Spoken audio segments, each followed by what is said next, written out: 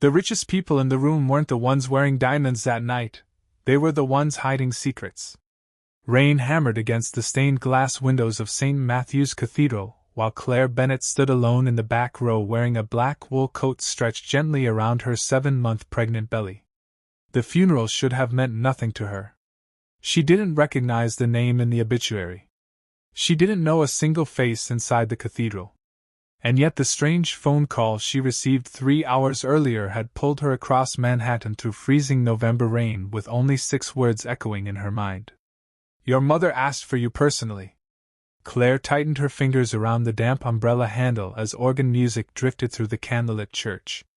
Men in tailored black suits stood beside women wrapped in pearls and cashmere. Wealth hung in the air like perfume. Old money. Silent money. The kind that never needed to introduce itself.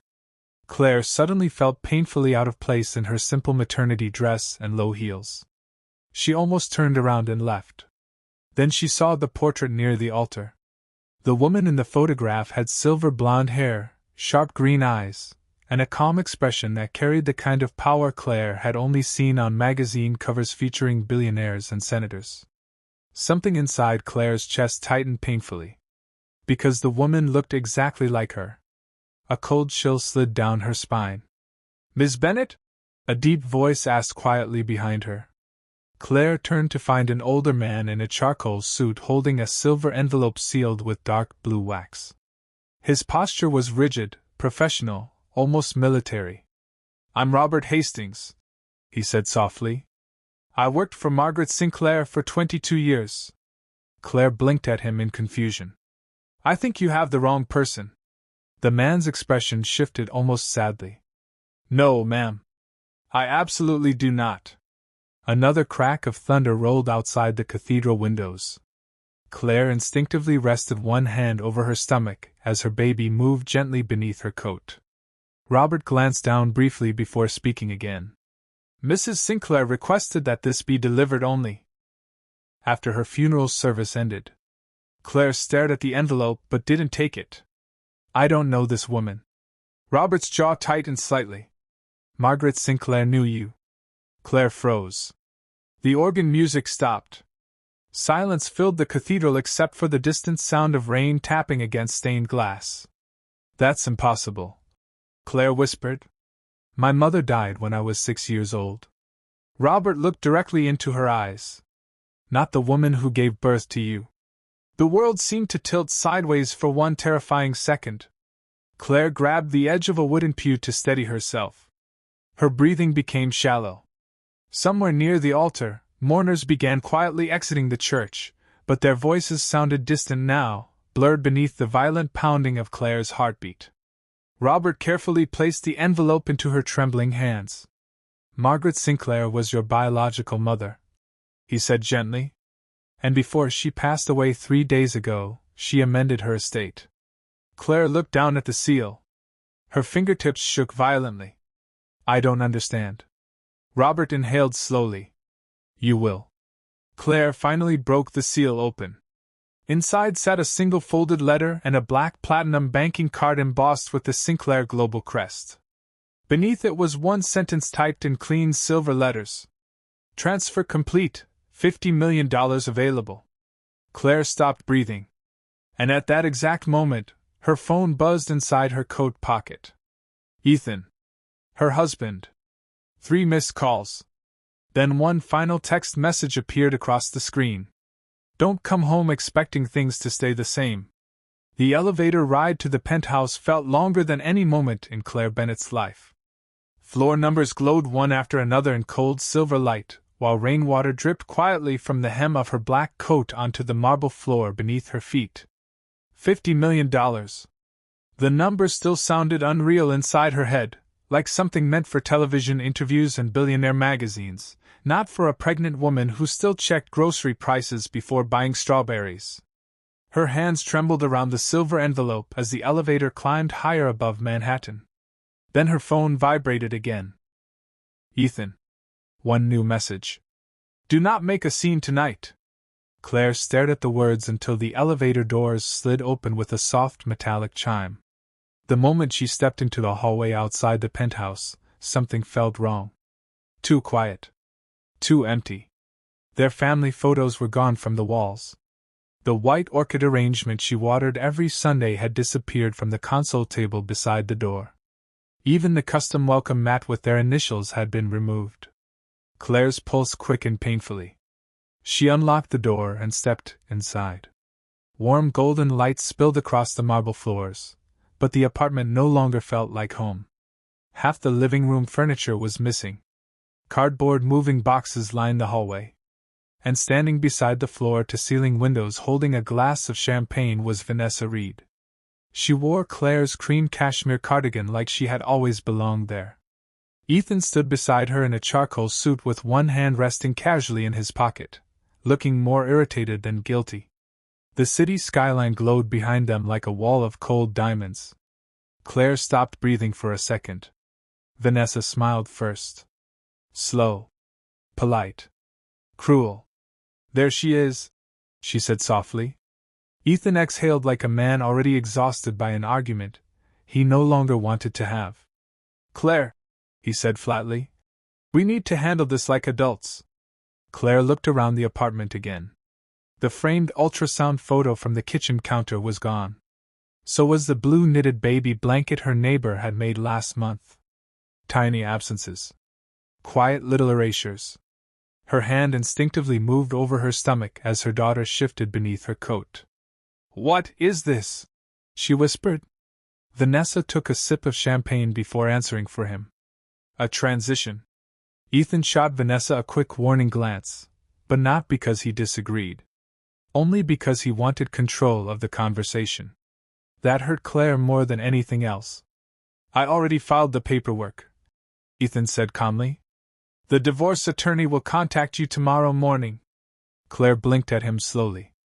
3 years earlier Ethan Cole had stood in Central Park under falling snow promising she was the only person who ever believed in him before his software company exploded into a billion-dollar success. Back then he kissed her forehead every morning before work. Back then he used to place his hand on her stomach at night and whisper to their unborn daughter about future vacations and ballet recitals and first birthdays. Now he could barely meet her eyes. You are divorcing me tonight? Claire asked quietly. Ethan's jaw tightened. This marriage stopped working a long time ago.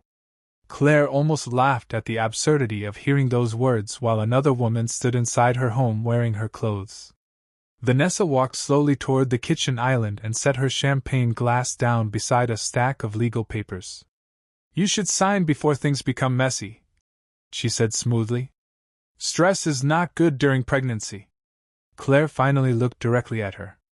Really looked at her. Perfect makeup. Diamond earrings. The confidence of a woman who believed she had already won. Then Claire lowered her eyes to the papers waiting on the marble counter. Her name sat neatly beside highlighted signature lines. Prepared in advance. Planned. Finished long before tonight ever began. Ethan folded his arms. You were never built for my world, Claire. Silence filled the penthouse. Heavy. Suffocating. Then Claire slowly placed Margaret Sinclair's black platinum banking card beside the divorce papers. Neither of them noticed it yet. But they would. The silence after betrayal is always louder than the betrayal itself. Claire Bennett stared at the divorce papers spread across the marble kitchen island while thunder rolled somewhere beyond the penthouse windows. Manhattan glittered beneath the rain like a city made entirely of broken glass. Ethan picked up a crystal tumbler and poured himself bourbon with the calm confidence of a man convinced the difficult part was already over. Vanessa leaned casually against the counter scrolling through her phone as if discussing a cancelled dinner reservation instead of the destruction of a family. Claire could not stop noticing small details. The scent of Vanessa's expensive perfume lingering in the air. The empty nail where her wedding portrait used to hang. The fact that Ethan had already changed the penthouse security code before she even walked through the door. This was not impulsive. It was planned carefully. Quietly. Methodically. And somehow that hurt more. Ethan slid a gold fountain pen across the counter toward her. The apartment in Tribeca is already paid for 6 months in advance. he said without emotion. You can stay there until after the baby is born. Claire slowly lifted her eyes toward him. You already decided where your daughter and I would live? Ethan's jaw tightened slightly at the word daughter. Do not make this harder than it has to be. Vanessa let out a soft breath that almost sounded like amusement. Claire noticed the diamond bracelet around Vanessa's wrist immediately. Her stomach twisted. Ethan bought Claire that exact bracelet during their first Christmas after his company became profitable. She remembered crying when she opened the little black velvet box because back then the gift meant love instead of replacement. Now it dangled from another woman's wrist beneath the warm kitchen lights. Claire suddenly realized something terrifying. Ethan had not changed overnight. He had simply stopped pretending. Her daughter kicked sharply beneath her ribs, and Claire pressed one hand protectively against her belly. The movement grounded her just enough to keep her standing. How long? She asked quietly. Ethan rubbed one hand across his face with visible irritation. Claire. How long has this been happening? She repeated. Vanessa answered first. About a year. The words landed like ice water poured directly into Claire's chest. 1 year. 12 months of fake business trips. Late meetings. Forgotten anniversaries. 12 months of Ethan kissing her goodbye every morning while building another life behind her back. Claire lowered her eyes before they could see the tears threatening to rise. She would not cry in front of them. Not tonight. Ethan leaned both hands against the counter. I tried to make this marriage work. Claire almost laughed at the cruelty of hearing that while his mistress stood 5 feet away wearing her sweater. You stopped loving me the moment your company became valuable, Claire whispered. Ethan looked away first. That tiny movement told her everything. Money had changed more than his lifestyle. It had changed what he believed people were worth. Before Ethan became wealthy, Claire was the woman who worked double shifts beside him, who helped build investor presentations at 2 in the morning, who skipped vacations so they could afford payroll during the company's first year. But now that he sat on magazine covers beside venture capitalists and celebrities, Claire no longer fit the image he wanted beside him. She looked too soft. Too ordinary. Too human. Vanessa stepped closer to the kitchen island and tapped the paperwork with one manicured fingernail. You should sign before attorneys turn this ugly. Claire slowly looked up at her. Then, without a word, she picked up the black platinum card and slid it across the marble counter toward Ethan. The movement finally caught his attention. Ethan frowned slightly as he lifted the card between 2 fingers. The Sinclair Global crest reflected beneath the chandelier light. His expression changed instantly. Confusion first. Then recognition. Then something far more dangerous. Fear. Vanessa straightened immediately. What is that? She asked quietly. Ethan kept staring at the card like it had suddenly become radioactive. His face slowly lost color. Claire watched him carefully for the first time all night and realized something extraordinary. Ethan Cole recognized the Sinclair name immediately, which meant he understood exactly how powerful Margaret Sinclair had been. And for the first time since she walked into the penthouse, Claire was no longer the weakest person in the room. The room changed the moment Ethan recognized the Sinclair name. Claire watched it happen in real time. The confidence in his posture disappeared first. Then the cold indifference in his eyes. Even Vanessa noticed it. Ethan? She asked carefully. Why are you looking at her like that? Ethan did not answer immediately. His fingers tightened around the black platinum card while rain streaked slowly down the massive penthouse windows behind him. Manhattan suddenly felt very far away from all 3 of them. Where did you get this? He finally asked. Claire met his gaze calmly even though her heart still pounded hard enough to make her dizzy. It belonged to my mother. Vanessa laughed softly under her breath. Please. Claire's mother was a schoolteacher from Ohio. Claire looked at her without blinking. Apparently not. Silence settled heavily across the kitchen.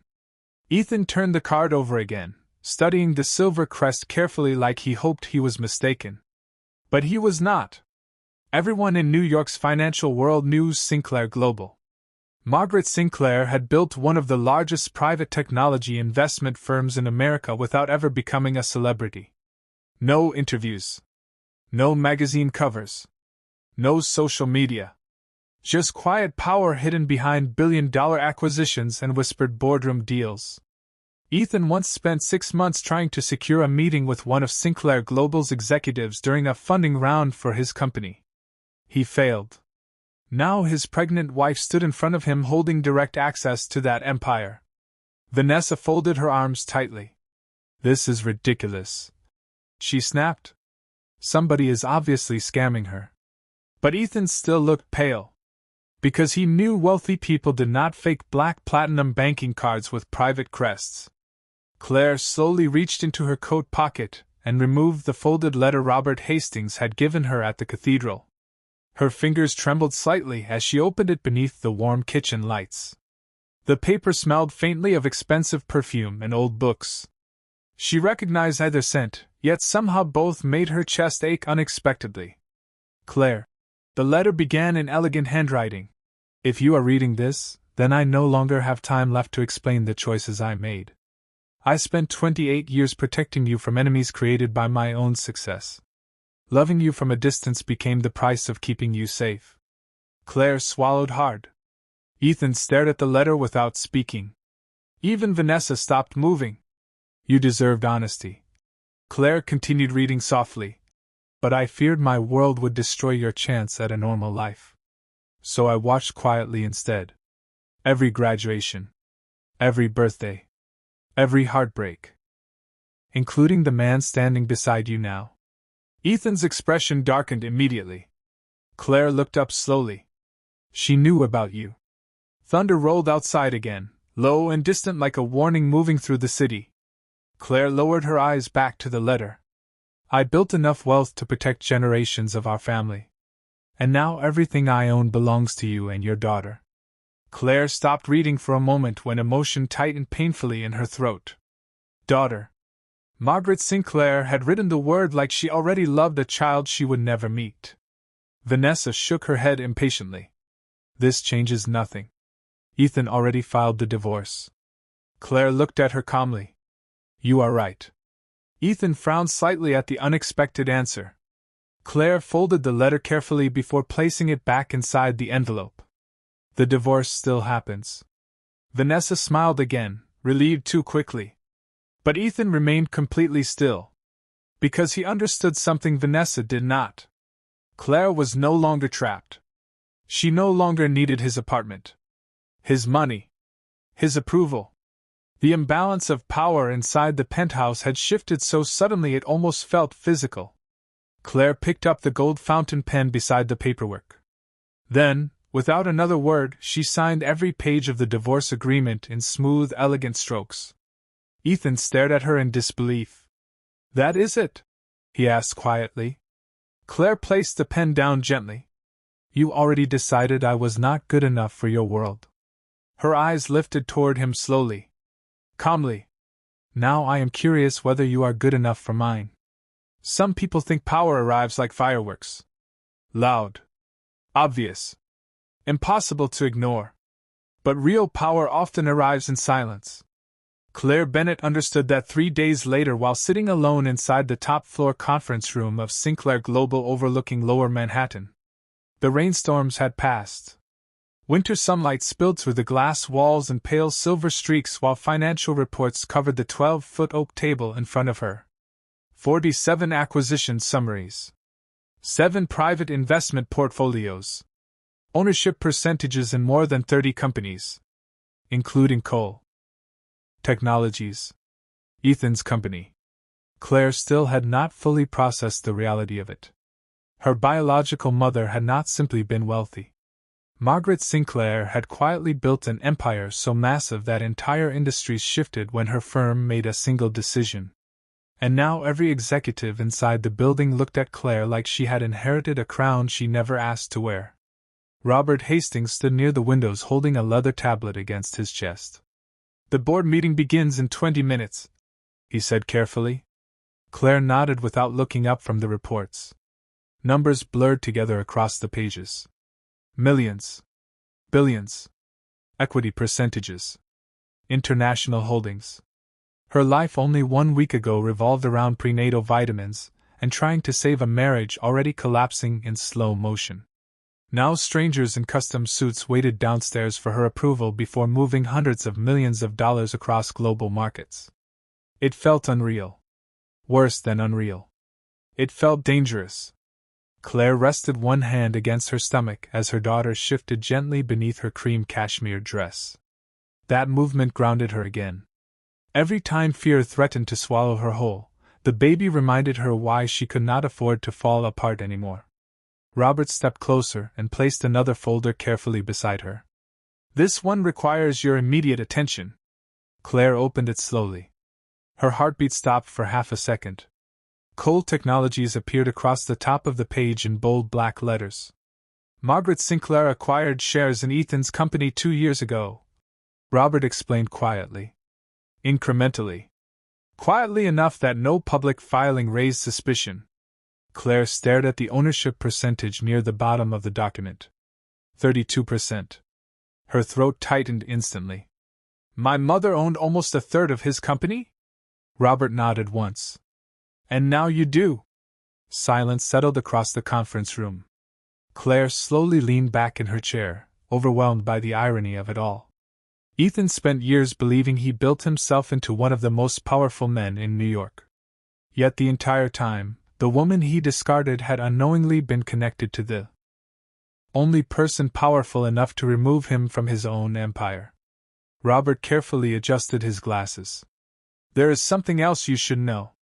Claire looked up. "Margaret Sinclair personally blocked 3 separate hostile takeover attempts against Cole Technologies during its early expansion." Claire blinked in disbelief. "Why would she protect Ethan?"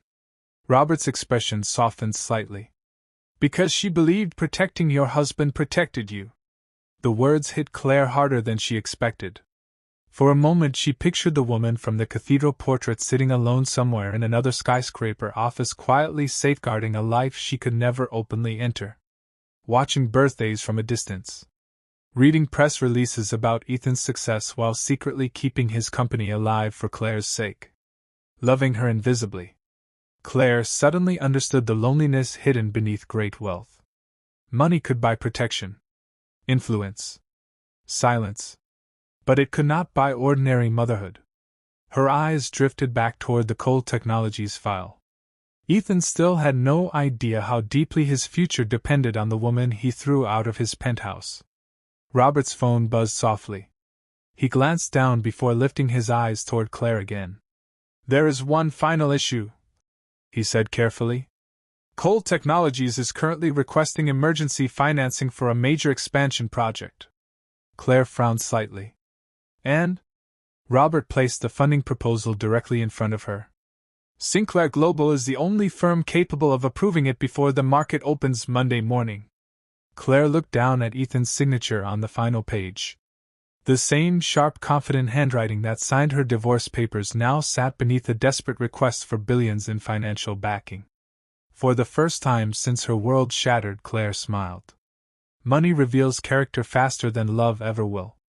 Ethan Cole learned that lesson the hard way on Monday morning when 3 investors canceled meetings before 9 o'clock. The glass walls of his executive office reflected a version of him he barely recognized anymore. His tie hung loose. His coffee had gone cold untouched beside his laptop. And for the first time since launching Cole Technologies, Ethan felt something dangerous creeping beneath his confidence. Panic.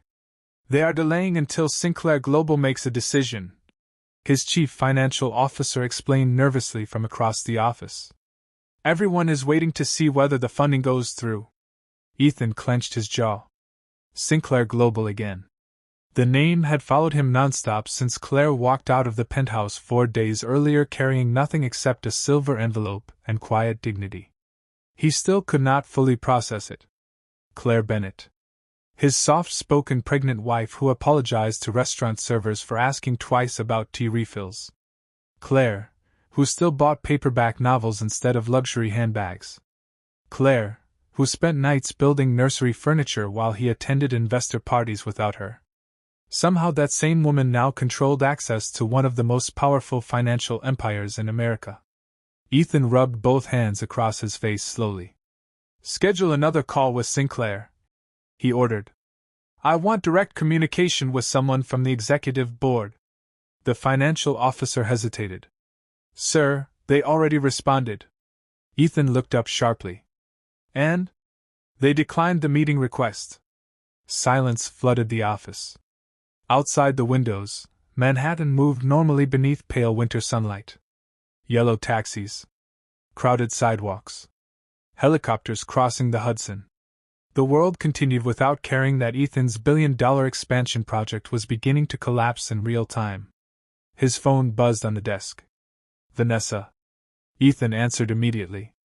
"What?" Vanessa's voice carried irritation instead of concern. "Why are reporters suddenly asking questions about your funding deal?" Ethan closed his eyes briefly. "Because people talk."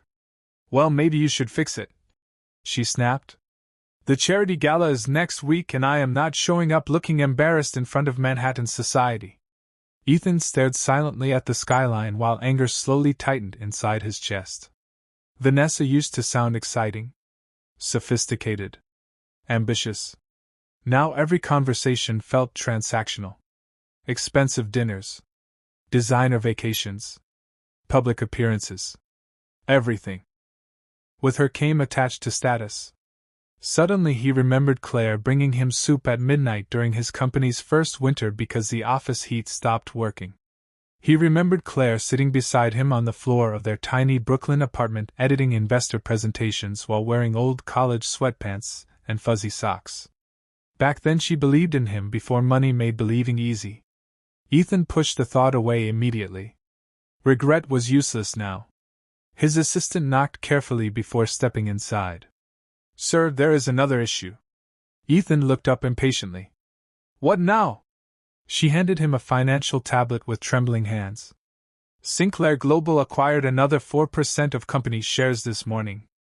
Ethan's blood ran cold instantly. 36%. Whoever controlled Sinclair Global now had enough influence to destabilize his leadership if the board became nervous. And after the failed funding announcement, the board was already nervous. Ethan stood abruptly and walked toward the office windows overlooking the city below. His reflection stared back at him faintly against the glass. Successful. Powerful. Respected. Yet somehow none of those titles felt stable anymore. Not after Claire. His phone buzzed again. This time an unknown number appeared across the screen. Ethan answered cautiously. "This is Ethan Cole." A calm older male voice responded immediately. "Good afternoon, Mr. Cole. This is Robert Hastings from Sinclair Global." Ethan straightened instantly. "Finally." But Robert continued before Ethan could say another word. "Ms. Claire Bennett has reviewed your funding proposal personally." Ethan's heartbeat quickened. "And?" Silence stretched for 2 painful seconds. Then Robert spoke again. "She would like to invite you and Ms. Vanessa Reed to the Sinclair Winter Charity Gala this Friday evening." Ethan frowned slightly. "That is not an answer regarding the funding." Robert's voice remained perfectly calm. "Actually, Mr. Cole, it is." The line disconnected immediately afterward. Ethan slowly lowered the phone from his ear while a terrible realization settled into his chest like ice. Claire was not hiding from him anymore. She was preparing something. By Friday night, all of Manhattan knew something unusual was happening at the Sinclair Winter Charity Gala. Black SUVs lined the entrance of the Grand Lexington Hotel while cameras flashed beneath falling snow and reporters whispered about emergency board meetings and delayed investment deals. Wealthy guests moved beneath crystal chandeliers in designer gowns and tailored tuxedos, smiling carefully while pretending not to gossip about Ethan Cole's sudden financial trouble. Ethan adjusted his cufflinks for the third time in 10 minutes as he stepped into the ballroom beside Vanessa Reed. She wore a silver evening gown covered in diamonds that caught every camera flash in the room. Normally Ethan enjoyed this kind of attention. Tonight every stare felt different. Sharper. Curious. Predatory. Like Wall Street smelled blood in the water. "Relax," Vanessa whispered beside him. You are still Ethan Cole. Ethan forced a small smile that never reached his eyes. Because for the first time in years, he was not completely certain who Ethan Cole still was. The ballroom glittered with impossible wealth. Ice sculptures towered near the champagne fountains. A live orchestra played softly beneath golden light. Men worth billions laughed beside senators and tech founders while servers carried trays of crystal glasses through the crowd. But despite the luxury surrounding him, Ethan could feel tension beneath the surface of the room. Conversations lowered whenever he walked past. Investors who once chased his attention now offered tight, polite smiles before turning away. His phone buzzed inside his jacket pocket again. Another board member requesting updates about Sinclair funding. Ethan ignored it. Then the ballroom lights dimmed slightly. Conversation slowed. The orchestra faded into silence. A woman stepped onto the stage beside the enormous Sinclair Global crest projected against the wall. Good evening, she announced smoothly. Tonight we honor the legacy of Margaret Sinclair and introduce the future leadership of Sinclair Global. Ethan's heartbeat quickened immediately. Vanessa crossed her arms beside him. Here we go, she muttered. The presenter smiled toward the ballroom entrance. Please welcome Ms. Claire Sinclair Bennett.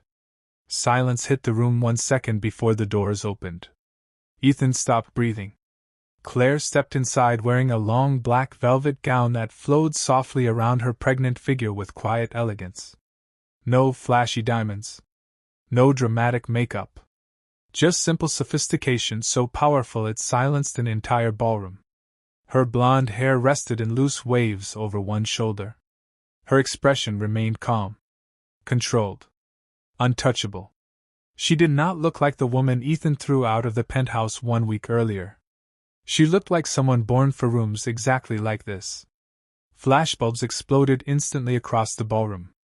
Whispered conversations spread like wildfire. That is Claire Bennett? Sinclair's daughter? She owns the shares? Ethan felt Vanessa stiffen beside him. No, she whispered under her breath. No way. Claire walked slowly through the ballroom while executives and investors moved aside instinctively to let her pass. Some nodded respectfully. Others looked genuinely nervous. Robert Hastings followed several steps behind her carrying a leather portfolio. Ethan suddenly understood something horrifying. None of this was accidental. Claire had not stumbled into power. Margaret Sinclair had been preparing this transition long before her death. Claire finally stopped near the center of the ballroom. Her eyes lifted calmly toward Ethan across the crowd. For 1 long second neither of them moved. Then Claire smiled politely. Not lovingly. Not bitterly. Just politely. Somehow that hurt Ethan more than anger would have. The presenter continued speaking from the stage. Earlier this week, Ms. Bennett finalized her inheritance transfer and assumed controlling authority over Sinclair Global's private investment division. Murmurs exploded across the ballroom immediately. Ethan felt his stomach drop. Controlling authority. That meant Claire was no longer just wealthy. She controlled markets. Investments. Companies. Futures. Vanessa suddenly grabbed Ethan's arm tightly. Tell me this does not affect your company. Ethan could not answer. Because at that exact moment Robert Hastings opened the leather portfolio and handed Claire a document. Claire signed it calmly beneath the ballroom lights before looking directly toward Ethan again. Then the presenter's voice echoed through the silent room one final time. Effective immediately, Sinclair Global now holds 36% ownership of Cole Technologies. The entire ballroom gasped at once. And Ethan realized too late that he was no longer walking into a funding negotiation tonight. He was walking into judgment. The moment people smell weakness in business, they stop pretending to be loyal. Ethan Cole learned that while standing beneath a crystal chandelier with 200 wealthy strangers watching his life collapse in silence. The ballroom buzzed with whispers after the ownership announcement. Investors exchanged nervous glances. Reporters lifted phones. Board members from Cole Technologies stood frozen near the back of the room looking like men suddenly trapped inside the wrong story. Ethan forced himself forward through the crowd until he stood directly across from Claire. Up close she looked even calmer than before. That frightened him most. Claire used to cry when arguments became too harsh. She used to apologize even when she was right. But the woman standing in front of him now looked perfectly steady beneath the ballroom lights, one hand resting gently against her pregnant stomach while the entire financial world stared at her. "You blindsided me," Ethan said quietly through clenched teeth. Claire tilted her head slightly. "Did I?" Vanessa stepped beside him immediately. "This is completely inappropriate," she snapped. "You cannot publicly manipulate a company because of a divorce." Claire looked toward Vanessa with the same polite expression someone might use on an annoying stranger in line at a coffee shop. "You misunderstand," she said softly. "This has nothing to do with emotions." Robert Hastings stepped forward and handed another folder to Claire. Thick. Black. Sealed with the Sinclair crest. Ethan felt dread crawl slowly through his chest before Claire even opened it. "During Sinclair Global's review process," Claire continued calmly, "our analysts discovered multiple financial irregularities connected to Cole Technologies over the last 18 months. Ethan's face immediately hardened. "That is impossible." Claire opened the folder anyway. Private travel expenses billed through company accounts. Luxury property transfers hidden inside consulting agreements. Undisclosed executive spending routed through offshore vendors. Every word landed heavier than the last. Around them, conversation stopped entirely. Vanessa's expression shifted instantly from irritation to panic. "Ethan?" she whispered sharply. Ethan ignored her.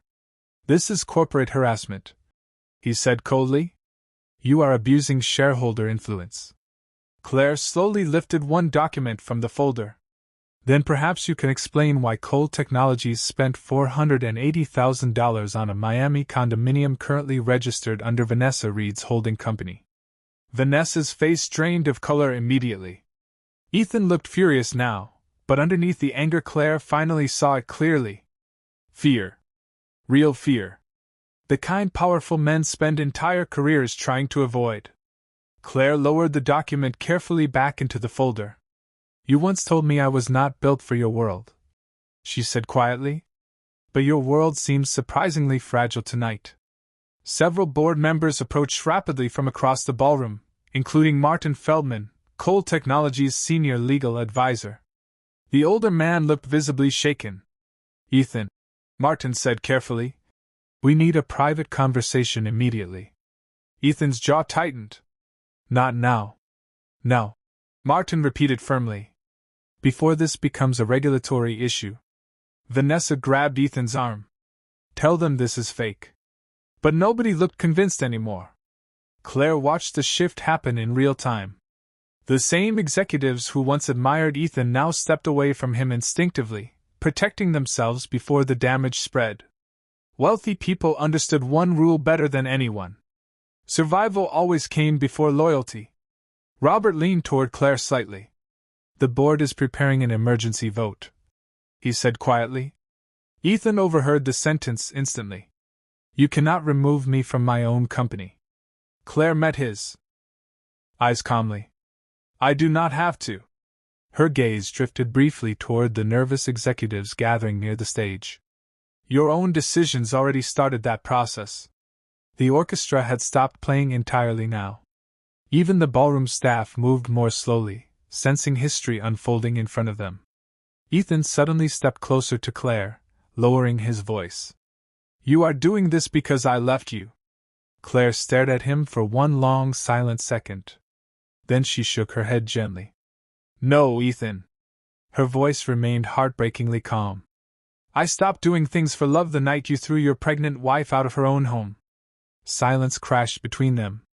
Somewhere near the ballroom entrance, camera flashes exploded again as financial reporters rushed inside after hearing rumors about the emergency shareholder meeting upstairs. Ethan looked around slowly at the collapsing room surrounding him. The whispers. The phones. The board members avoiding eye contact. Vanessa already stepping slightly away from him. And for the first time in his entire adult life, Ethan Cole realized money could not save a man once respect disappeared. 3 months later, snow drifted quietly across Manhattan while Claire Bennett stood beside the nursery window holding her newborn daughter against her chest. The city glowed silver beneath the winter sky, soft and distant beyond the glass. Everything felt quieter now. Cleaner somehow. The chaos from the gala had spread across financial news for weeks afterward. Headlines called it the fastest corporate collapse of the year. Analysts debated Ethan Cole's leadership failures on television panels while reporters camped outside federal buildings waiting for updates about the investigations into Cole Technologies. But inside Claire's penthouse high above the city, none of that noise seemed important anymore. Her daughter stirred gently beneath the pale pink blanket wrapped around her tiny body. Claire looked down and smiled softly. "Easy there, Margaret," she whispered. The baby blinked sleepily at the sound of her name. Margaret Sinclair Bennett. Named after the woman who loved her from a distance for nearly 3 decades. Claire still struggled with that grief sometimes. Not the grief of losing someone she truly knew, but the grief of realizing how close love had been all along without ever touching her life openly. On the bookshelf beside the nursery chair sat the silver envelope from the cathedral, carefully preserved beside Margaret Sinclair's handwritten letter. Claire had read it at least 50 times by now. Some nights she still cried quietly while reading certain lines. "I hope one day you understand that protecting you was the closest thing I ever came to peace." Claire understood now. More than she wished she did. A soft knock interrupted the quiet room before Robert Hastings stepped inside carrying a digital tablet.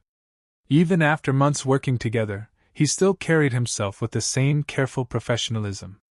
"I apologize for disturbing you," he said quietly, "but I thought you should see this personally." Claire adjusted the baby carefully against her shoulder while Robert handed her the tablet. A live news broadcast filled the screen immediately. Ethan stood outside a federal courthouse surrounded by reporters and flashing cameras. He looked older somehow. Tired. The expensive confidence he once wore like armor had disappeared completely.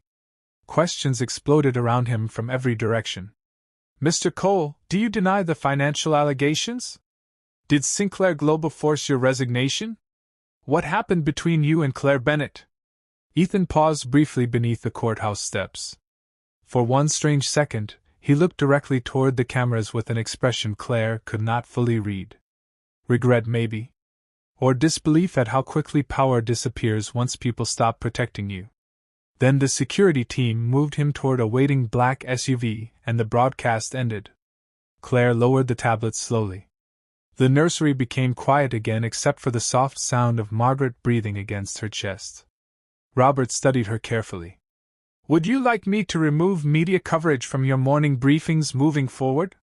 Claire looked back toward the snow falling outside the windows. Somewhere downtown, Ethan Cole was probably still trying to understand how his life unraveled so completely. But Claire no longer felt angry enough to enjoy his downfall. That surprised her more than anything. Because revenge always sounds satisfying until peace finally arrives and makes revenge feel unnecessary. "No," Claire said softly. "It is fine." Robert nodded respectfully before leaving the nursery in silence. Claire walked slowly toward the rocking chair near the fireplace and sat down carefully with her daughter resting against her heart. The city lights shimmered beyond the glass while snow continued falling over Manhattan like the world itself was finally calming down after a storm. Claire gently kissed Margaret's forehead and closed her eyes for a moment. Ethan once believed power belonged to the loudest person in the room. The richest. The coldest. But he was wrong. Real power was quieter than that. Real power was surviving humiliation without becoming cruel afterward. Real power was holding your daughter in your arms after losing everything and realizing you still have enough left inside yourself to build a beautiful life anyway. Claire looked down at the sleeping baby wrapped safely against her chest and smiled faintly through tired eyes. "Some people lose love because they stop valuing it," she whispered softly into the quiet room. "And some women discover their worth the moment they stop begging to be chosen."